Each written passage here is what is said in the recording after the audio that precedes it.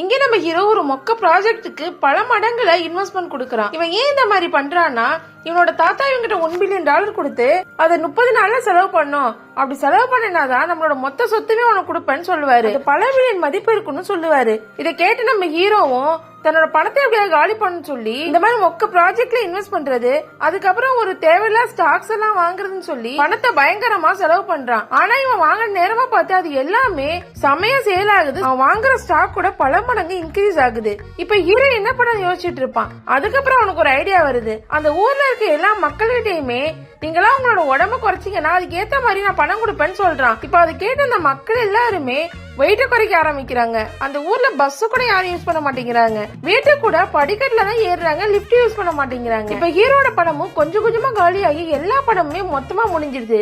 இப்ப ஹீரோவுக்கு தேங்க்ஸ் சொல்லி அந்த ஊர் மக்கள் எல்லாருமே அவன் கொடுத்த பணத்தை அவங்க கிட்ட திரும்பி கொடுத்துறாங்க. ஹீரோ இதை கேட்டு ஷாக் ஆகுறாரு. அவர் கொடுக்க போற அந்த ஒரு மாசமும் முடிய போகுது. இப்ப அதே நேரத்துல ஹீரோவோட கேர்ள் ஃபிரெண்ட கடத்தி வச்சிருப்பாங்க. இப்ப அவளை காப்பாத்தணும்னா $1 பில்லியன் கொடுக்கணும்னு சொல்றாங்க. இப்ப ஹீரோ கிட்ட $1 பில்லியன் இருக்கும். இப்ப இதை செலவு தானே பண்ண சொல்லிருப்பாரு. இந்த மாதிரி கொடுத்தா போட்டில தோத்துருமே யோசிச்சுட்டு இருப்பான்.